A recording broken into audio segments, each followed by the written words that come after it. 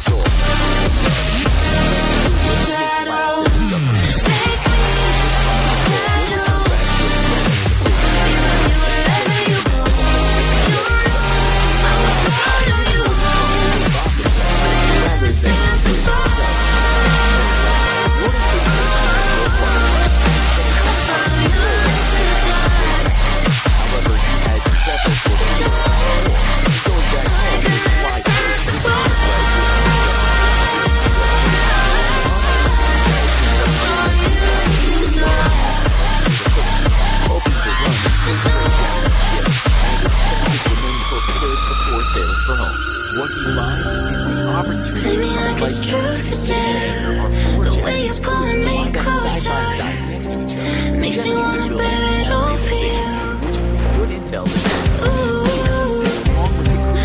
Just show me how much you care. Be the devil on my shoulder. 'Cause I don't think we got a lot to the cruisers are the real target here. and with 4 of them lined up in a row, he knows he'll never have an opportunity like this again of fitting into his final patrol. Submarines rarely ever attack too far away. That's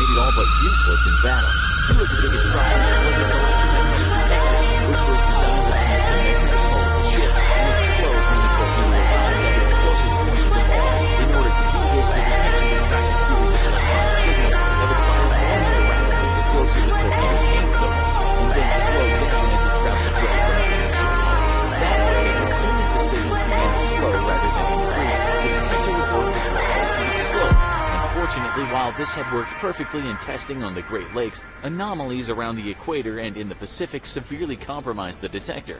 The second major problem with the Mark 14 torpedo was its depth gauge, which would incorrectly read water pressure to tell the torpedo it was traveling at a depth greater than it really was. This caused the torpedo to dive by as much as 20 feet, completely missing its intended target. While problems plagued the torpedo, Naval Command was reluctant to accept something was wrong with the weapon. To help pressure the Navy to overhaul the weapon, early in the war, Warder had held the sub's position even while under enemy fire, in order to record the effects of 2 of his dead torpedoes on the ship before he was able to knock them out. But it would help ensure that many more American submariners wouldn't get into combat with duds in their hull. Today, though, Warder is not carrying duds. His fish are live and primed and combat tested. Any submarine would still prefer to avoid attacking in combat vessels from front back, as they're difficult targets to hit versus slow, broad-keel merchant ships. But even just a year into the war, Japanese merchant ships are already becoming rare. The American submarine campaign against Japanese shipping has been devastatingly effective. The ships before him, though, are anchored.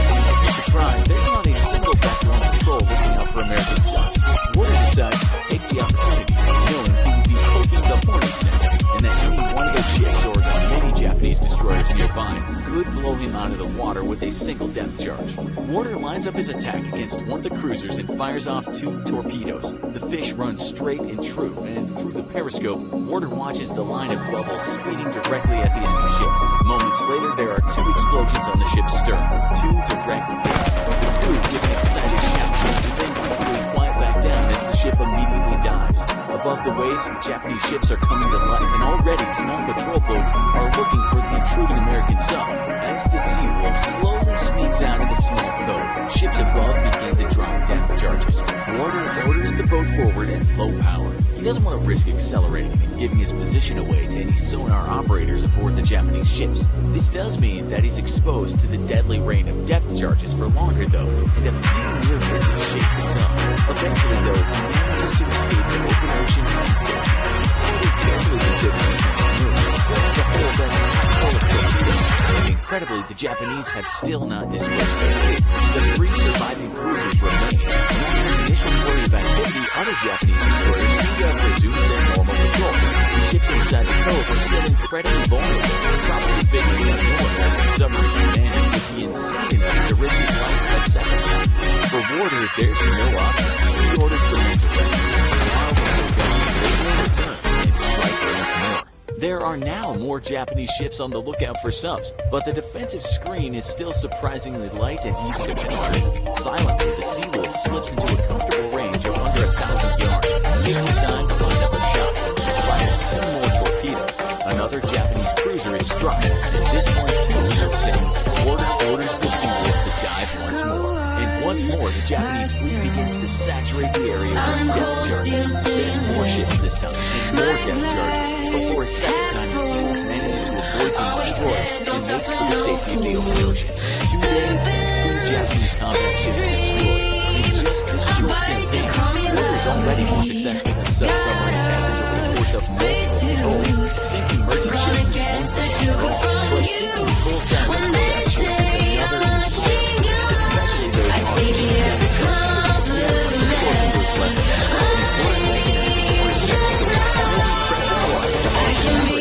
or does he simply go home with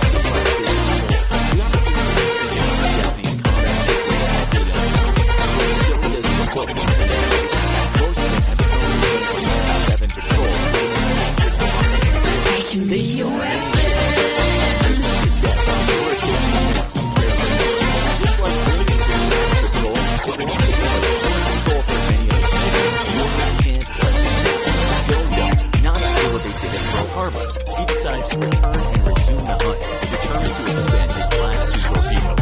The Japanese patrols are heavy on the third day, having learned their lesson. Order attempts to maneuver the Seagull from the cove, but has to abort numerous times. The water's practically boiling with Japanese ships zipping back and forth. Every one of them looking for Order in his south and eager for revenge. Order decides to back off and put out the Seagull. Now on the third day of his campaign, he has to decide if he's going to try again tomorrow or let this go. His men are veterans, stalwart men of courage, who only cut the end fit for a life way, where any mistake is going to cost you your life. But you see the fear etched on each man's face. He is so exhausted, and more than you is afraid of him. They want to go on. They decide to set up a this lapse is enough to give Order an open. He maneuvers the Seagull to go more. Sure, no company says ever believe that an American would be facing up to attempt to third. What Order has missed is not seeing everybody is focused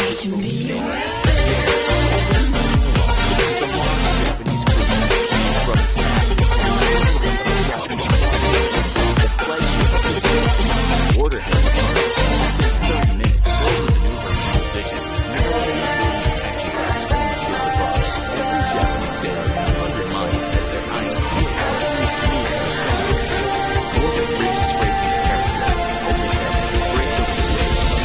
Sailor once spotted. He lifts it only long enough to confirm the target, and then gives the order to fire. 2 fish scream into the water, losing range to the Japanese squadron commander's flagship. In less than half a minute, twin detonations rock the big ship. Secondary explosions come stored by missions. All my emotions overloaded. Never felt quite like this. It's like I lost control. You're in my head, now it's not my own. You're in my head, yeah, you got to go. I've been trying to fight it, but you started a riot. You're in my head and it's dangerous. I got my heart beating out my chest. I've been trying to fight it, but you started a riot. And I'm never getting out.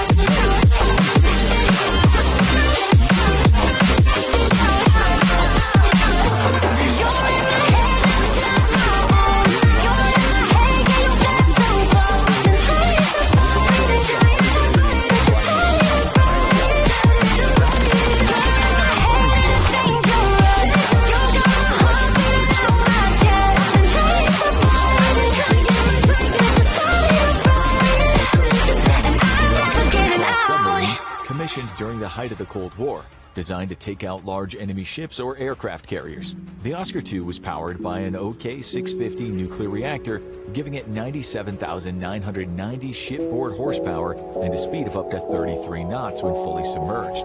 On board, each sub carried 24 P-700 Granite missiles, which NATO had given the name SSN-19 Shipwreck.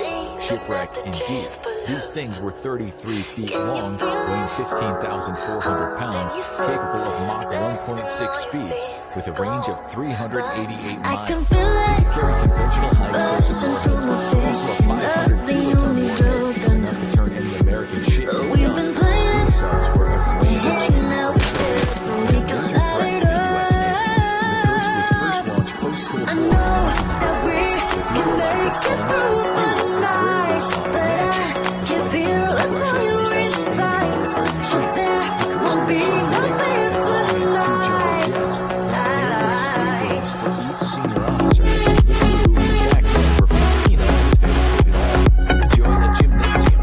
Although unlike the German Typhoon class, there was no sauna or scenario for those active plants beneath the sea. All the coast was a passive piece of We crossed the line, and now it's clear to see the light behind the so-called rain. Believe the family be free.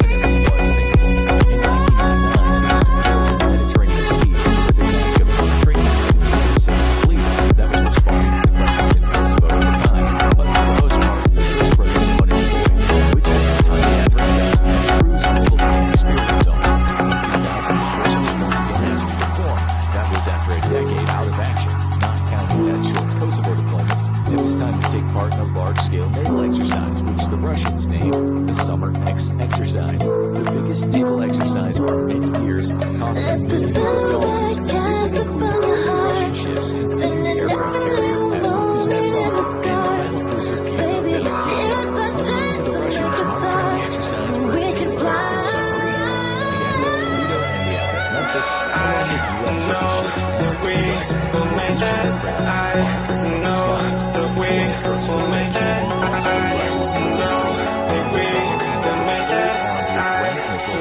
torpedoes, and was to make a simulated attack on the business off. There were no nuclear weapons on board, however. Kursk's personnel consisted of Captain First Mark Jeffrey Chen, along with 111 crew members, 5 officers of the 7th SSG headquarters, and 8 designers. The first day, 10 went live. The Kursk launched a granite missile launch with a dummy warhead. The mission was a success. On the 12th, the plan was to launch more dummy torpedoes, but this time at the lake. From the flagship, That we can make it through the night, but I can feel it for you inside. the last word Popov said was Nothing the launch was going to go. That was the last time the Kursk would hit anything. Although We it crossed would be the the last line, communication and now it's clear to see the light behind the USS Memphis still monitored the exercise, picking up the explosion, followed by a second larger explosion. Explosions rocked the entire exercise area, especially the second one. Our Norwegian seismic monitoring station recorded both. The Peter Valekia, the 28,000-ton battle cruiser, shook at its rudder. That second explosion had measured a 4.2 on the Richter scale, so it was in fact recorded all over Europe. It was about 250 times more powerful than the initial explosion, powerful enough that seismic stations in Canada and Alaska also recorded the shockwave. The Russian submarine, the Karelia, was also monitoring the exercise and felt the shockwaves. It was obvious to the Americans and the Norwegians that something serious had happened, but for the moment the Russians weren't overly concerned. The shockwaves were reported to top military brass, but at first these reports were ignored. There was radio silence, but Popov, who was accustomed to breakdowns of communications equipment, wasn't worried just yet. As time passed and radio silence remained, his concern grew. The Northern Fleet headquarters sent another radio message to Kursk. Reports your coordinates and operations. No answer. The Russians then dispatched a helicopter to see if the submarine had arisen on the surface and reported back negative. At 6:30 p.m., the Russians set up a search and rescue boat. Soon after, 2 IL-38 searching aircraft were also dispatched. The Russians then had no idea that they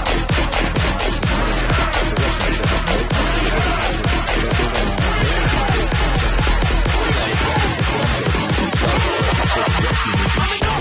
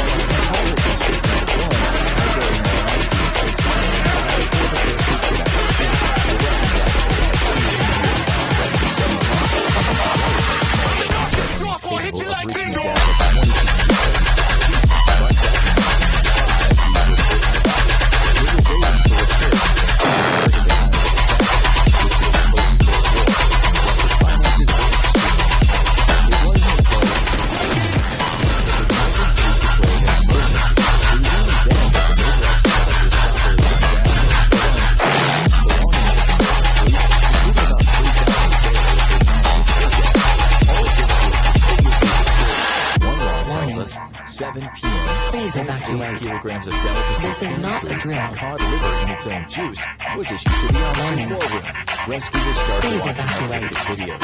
This is not the The drill. next morning at about 7 a.m. that Pop had told the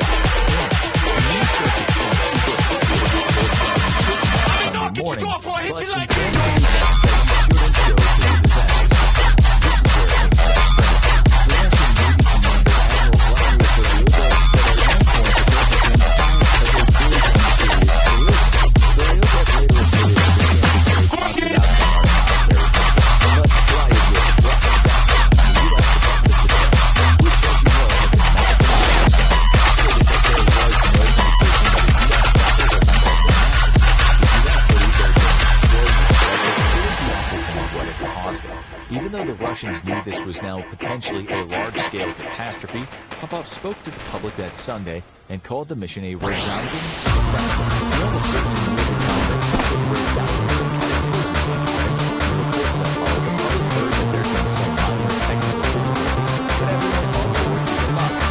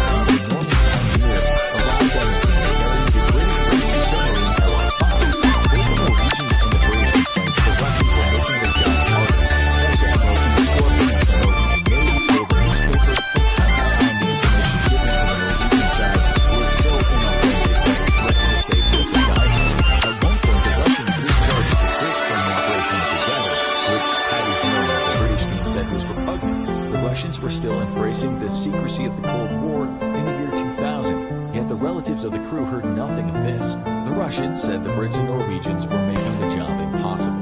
The mood changed on Monday, August 21st at 7:45 a.m. when a Norwegian rescuer opened the upper door of an emergency hatch. He saw no people in the airlock. At 1 p.m., the hatch of the airlock was open. The sub was completely flooded, and when the divers opened one of the compartments, they found dead bodies scattered everywhere. There were no signs of life anywhere they looked as they checked other compartments. Admiral Popov and Vice Admiral Skorkin had to accept the truth. Everyone was dead.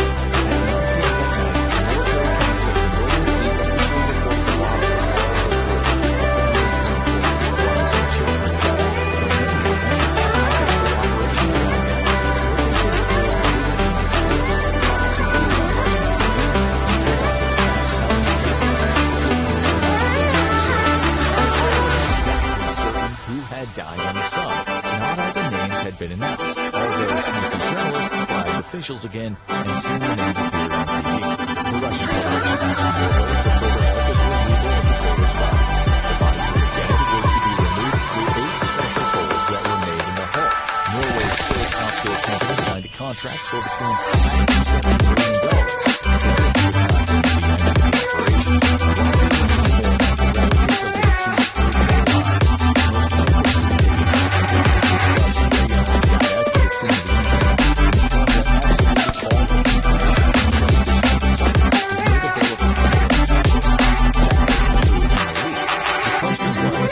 Foreigners been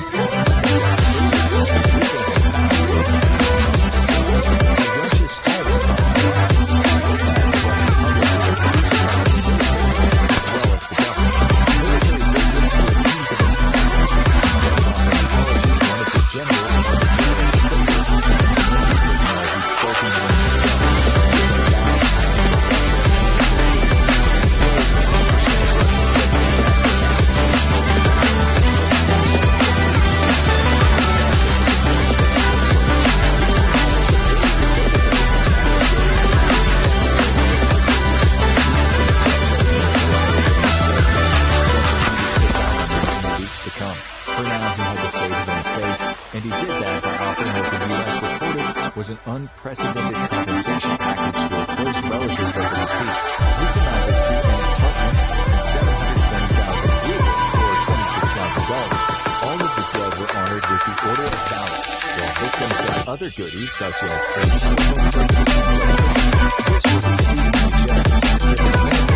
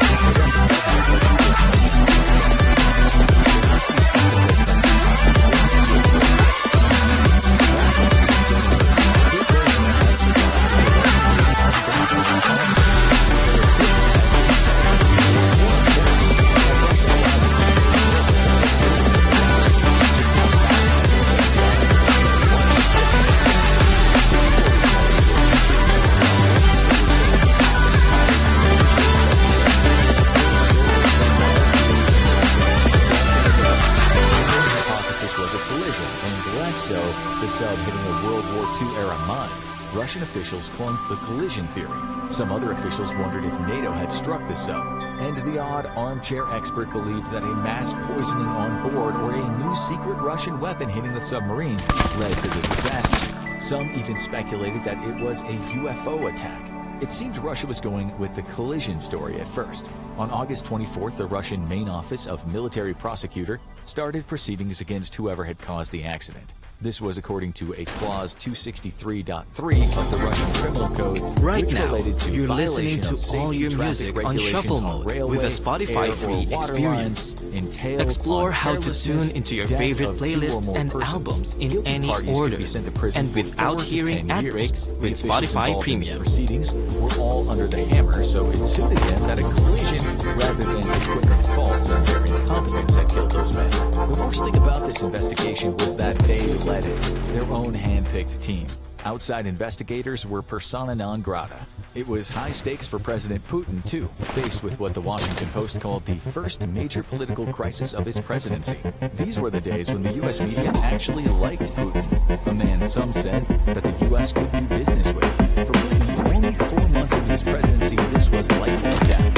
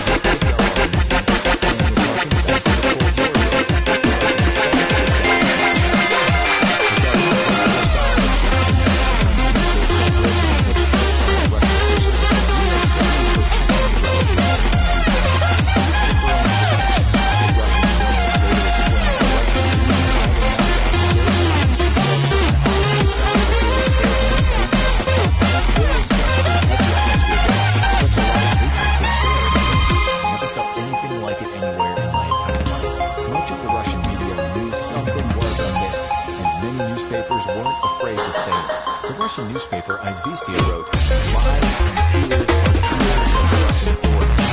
These lies are told. Admirals, generals, and government officials should not lie about North Korea. This is blasphemy.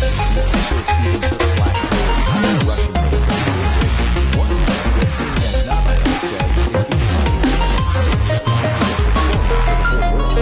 Even though a Norwegian company had been contracted to get the dead out of there, the Russian state had after they drilled a hole in the sub, only Russian divers were allowed inside. To see the Russian officials, of course. When those Russian divers finally got inside the sub, they did so with compulsion and money.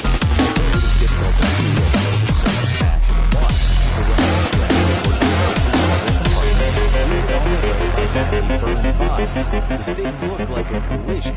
The Russian officials were still selling the story that there had been some sort of collision. They said the vessel had plummeted to the seabed, and everyone had pretty much died immediately. Some officials entertained the narrative that the collision had been with a NATO spying submarine. A few of them stuck with this tale for years after the accident, given that anti-Western propaganda was how they stayed in their job.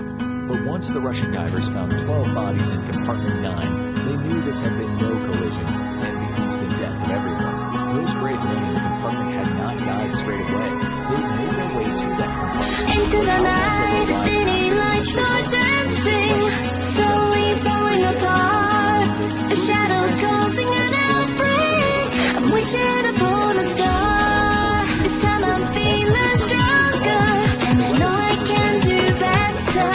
The shadows causing an outbreak. I'm turning the light. We're gonna light it up, light it up, oh, light it up, light it up, light it up, light it up,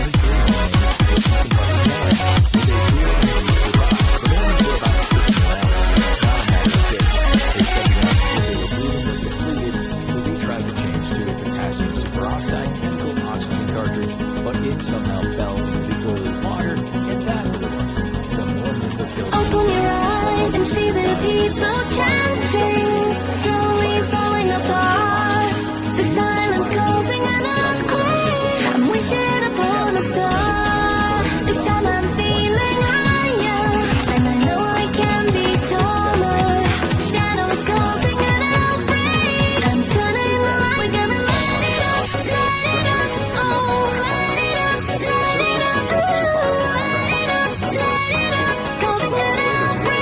I'm turning the light. We're gonna light it up, light it up, oh, light it up, light it up, light it up, light it up, causing an outbreak. I'm turning the lights on.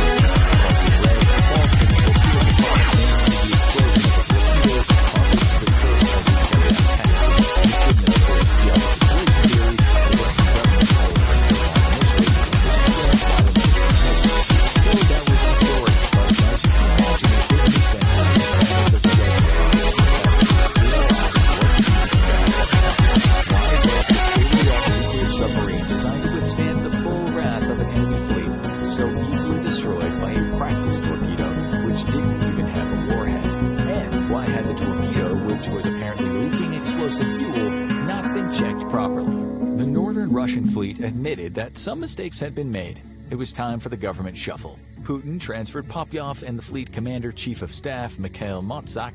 Igor Sergeyev resigned as Minister of Defense, and he was, for the first time in modern Russian history, replaced with someone not from the military, which apparently appalled other members of the military. Had the young Putin lost faith in his generals?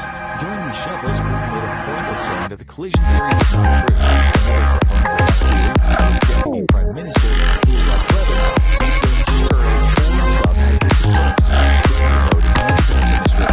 Science and technology, but in typical authoritarian style, Putin said it had nothing to do with the disaster.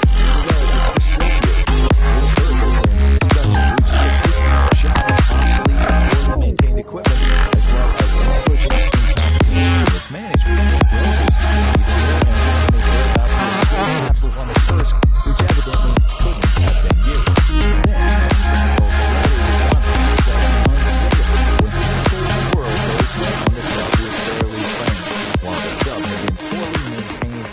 Inspections had been infrequent, which was likely why the crew made the mistake that led to the initial explosion. The crew had been taught all the maintenance routines that had to happen before firing off a torpedo, but the Kursk hadn't fired one before that fateful day for 3 whole years. Books were written about the incident and documentaries were made. Even after the official theory had been presented, alternative theories spread through the internet like wildfire. People blamed the 2 Dagestani weapons specialists on board, saying they were actually Chechen terrorists. Russia was at war with Chechnya at the time of the incident and remained at war until 2009. There were other theories that the Russian government certainly didn't want to be proven true. According to the book Democratic Breakdown and the Decline of the Russian Military, some journalists in the West as well as inside Russia claimed that they had evidence that the Kursk had been blown up after the battlecruiser accidentally launched a torpedo. The Russian Navy called this an invention, and to this day it seems that's true. Even so, we'll never know for sure what caused the explosion. We know that could have been an accidental attack. Once the government started running, the crew started exploding. This was just an mistake. The dearth of credible information undoubtedly contributed to the many absurd conspiracy theories. In a poll in 2000, 79% of Russians believed to tick the box saying the government was hiding the reasons for the tragedy. Only 11% said they were confident the government was telling the truth. It's often said that they will break the order well. In times of universal deceit, telling the truth is a revolutionary act. It's a good joke to end a video but crediting to Orwell is itself probably part of the conspiracy. Submarines haunt the dreams of sailors around the world. Secretive, stealthy, and able to strike from out of nowhere. They remain the greatest threat to surface ships. Thankfully, submarines are limited in just how fast they can move, typically with a top speed of 29 miles per hour, which is well short of a typical destroyer's top speed of 40 miles per hour. Lagging behind their potential prey, submarines must typically intercept their targets or lurk in sea lanes and wait for an enemy to stumble into them. But what if subs could move much, much faster than they currently do? Hello and welcome to another episode of the Infographic Show. Today we're taking a look at supersonic submarines, the US Navy's new superweapon.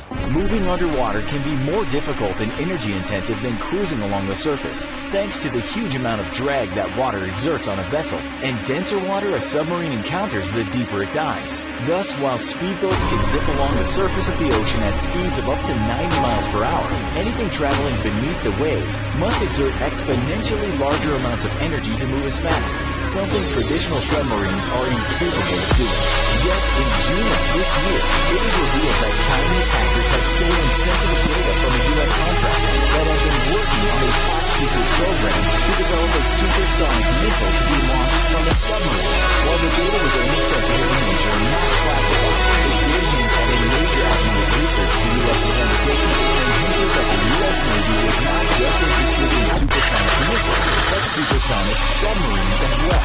For U.S.-China observers, though, the revelation was no surprise, as in 2014, China had made claims of huge technological breakthroughs in developing their own supersonic submarines. But just how can you move a submarine through the water at supersonic speeds without huge amounts of energy or absolutely destroying the ship in the first place? Let's take a look at both the U.S. and China's approach to the problem. The U.S. proposal involves doing something called supercavitation, a technology that the Soviet Union developed in the 1960s. For supersonic torpedoes,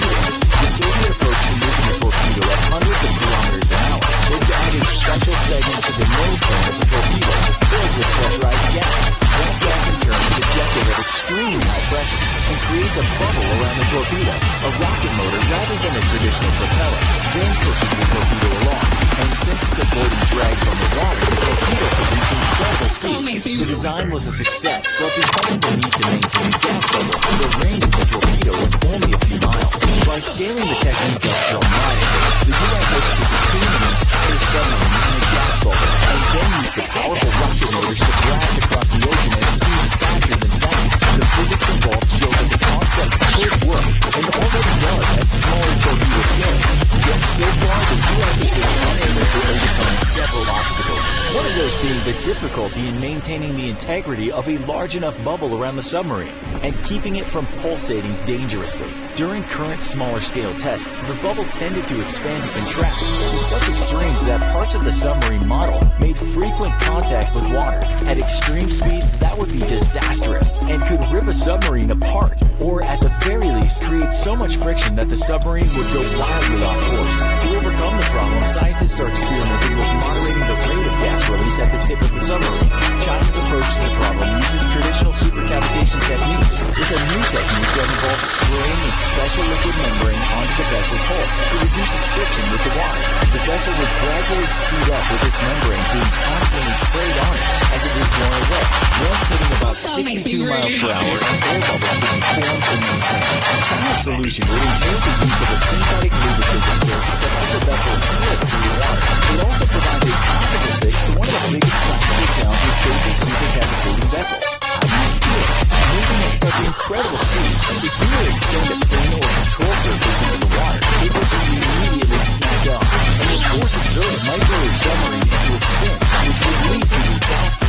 Yet by moderating the flow of their liquid membrane, the Chinese could ensure that one side of the submarine's bubble experiences slightly more drag than the other, which would allow a sub to turn, dive, or rise as it sped along at the speed of sound. If it truly works, it would be an elegant solution to one of the biggest practical hurdles facing this entire concept. Yet a supersonic submarine would not make for a very good offensive weapon, as submarines are in fact extremely vulnerable assets, whose best defense is stealth. A submarine crossing the ocean at supersonic speeds may be able to get from San Francisco to Shanghai in 100 minutes, but it would generate so much noise that even a deaf sailor would hear it. That would make a supersonic sub extremely easy prey for surface anti-submarine ships or other hostile attack cells. That's why the technology will likely not be used for offensive purposes, but rather for logistical ones. Supersonic subs that could cross the Pacific in just over an hour would be ideal for quickly moving personnel and resources to conflict areas, and would be incredibly appealing for the U.S., which faces the prospect of coming to the aid of its NATO allies in Europe. In case of war against Russia, for decades Russia has counted on the fact that in the case of war, it might be able to force a ceasefire favorable to its interests by quickly overwhelming European defenders, and then digging in before the bulk of U.S. forces could arrive weeks later from America. Faced with the prospect of a difficult war against an entrenched enemy and the massive civilian casualties it would cause, NATO might be more inclined to send its torpedoes to part of Russia's command, rather than wage a very costly war. Yet a supersonic underwater transport vehicle could change all of that by giving the U.S. the ability to move large amounts of personnel and equipment across the Atlantic in a matter of hours. That would make a U.S. buildup possible in days rather than the weeks it would currently take to ship American attack helicopters or armor across the ocean. Such a fast transport system would also give U.S. leaders the capability they have dreamt of for decades: the ability to put boots on the ground nearly anywhere in the world within hours. And one U.S. military officer once noted, the ability to place a company of U.S. infantry anywhere in the world within a few hours would stop a lot of wars before they started. Supersonic submarines could be revolutionary tools for any nation's navy, yet the technical challenges are formidable, and it's unlikely that they'll be overcome anytime soon. Some worry that pilfering of U.S. secrets by China may erode the U.S.'s military edge over its potential adversaries, but the continued theft of low-level secrets by Chinese hackers merely points at a culture that is more adept at trying to steal revolutionary new technologies than to invent its own, something that would be of serious concern for Chinese military planners.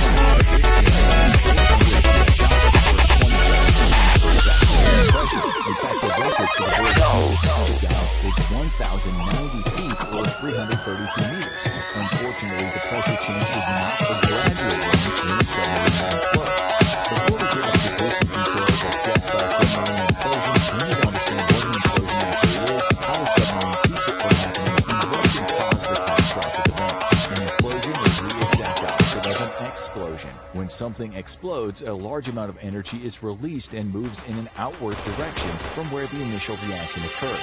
An implosion, on the other hand, is when a large amount of force moves inward.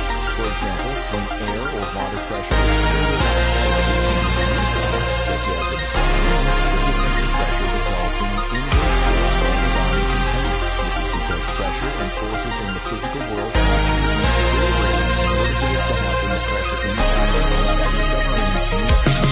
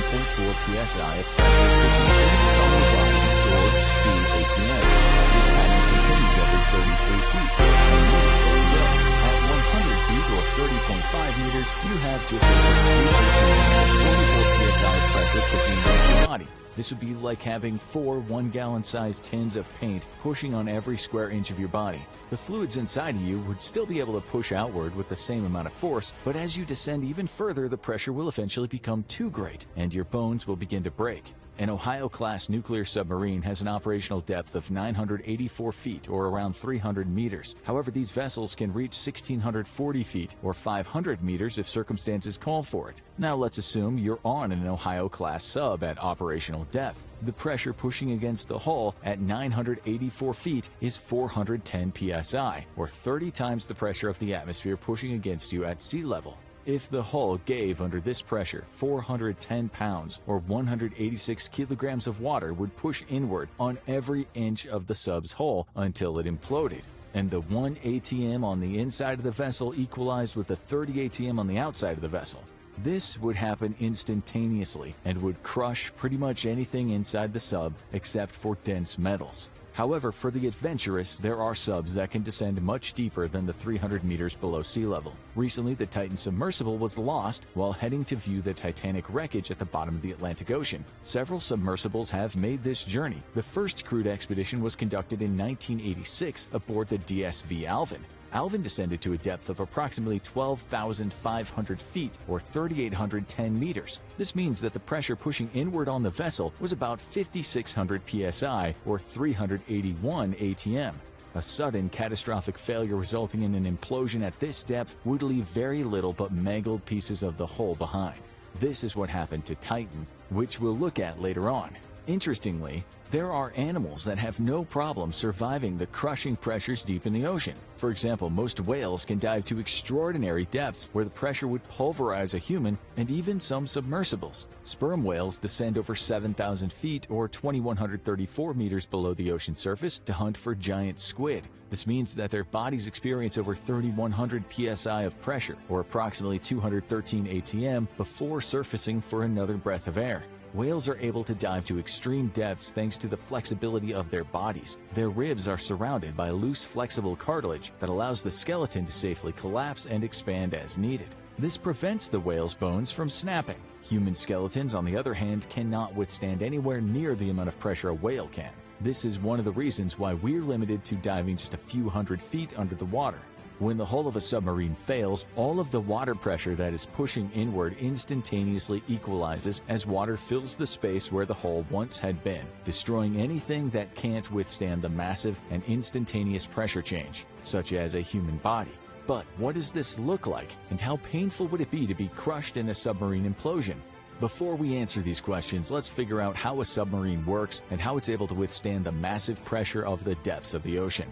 On a basic level, all submarines use air and water to control their buoyancy and allow the vessel to rise or sink in the water. When a submersible needs to rise to the surface, the sub's ballast tanks fill with air, reducing the vessel's density and making it more buoyant. This allows the submarine to overcome the force of gravity pulling the ship downward. In order to dive deeper, these ballast tanks are purged of air and filled with water. This causes the submarine to become denser and less buoyant, resulting in it sinking. If a submersible's crew wants to remain at a certain depth, the ballast tanks need to be filled with the right proportions of water and air to make the vessel neutrally buoyant. This prevents the sub from rising or sinking. Implosions of submarines have occurred in the past when vessels were damaged and couldn't feed air into the ballast tanks. This resulted in the submarines descending deeper and deeper. Every vessel has its breaking point where the water pressure becomes too great and the frame starts to bend or collapse. When this happens, the submarine implodes. But there are other major concerns aboard a submarine other than just catastrophic failures. The only reason that a submarine implodes is that the pressure on the inside of the vessel is significantly lower than the pressure on the outside. However, this is also what allows the crew of a submarine to survive while inside the hull. If the inside pressure is equalized with the pressure outside of the submarine as it descended, an implosion wouldn't be possible because there would be no sudden change in pressure. Hence, why ships resting deep on the ocean floor aren't just crumpled balls of metal, but still maintain their shape and structure. As a sinking ship descends downward, water floods every compartment, equalizing the pressure inside and outside of the ship. Unfortunately, that kinda defeats the purpose of a submarine. A much lower pressure must be maintained inside the submersible than outside so the crew can breathe and aren't crushed to death. The air we breathe isn't just oxygen, which means that the air inside a submarine is a mix of several gases. An average breath is made up of about 78% nitrogen, 21% oxygen, 0.94% argon, and 0.04% carbon dioxide. This is more or less the composition of the air aboard a submarine. When we exhale, the air released from our lungs contains around 4.5% carbon dioxide, which is a byproduct of the processes that keep us alive, such as cellular respiration. What all this means is that submarines have complex systems to allow the occupants on board to breathe and not be crushed. This also means that an implosion is not the only thing you have to worry about if you're deep underwater in a submersible. Oxygen needs to be constantly replenished so you don't suffocate, and carbon dioxide must be removed so you aren't poisoned. In smaller vessels, the air mixture might be self-contained with a limited supply. Once the supply runs out, that's it. The crew either needs to surface or they'll die. On larger vessels, processes such as electrolysis can be used to separate water molecules into their independent parts of oxygen and hydrogen.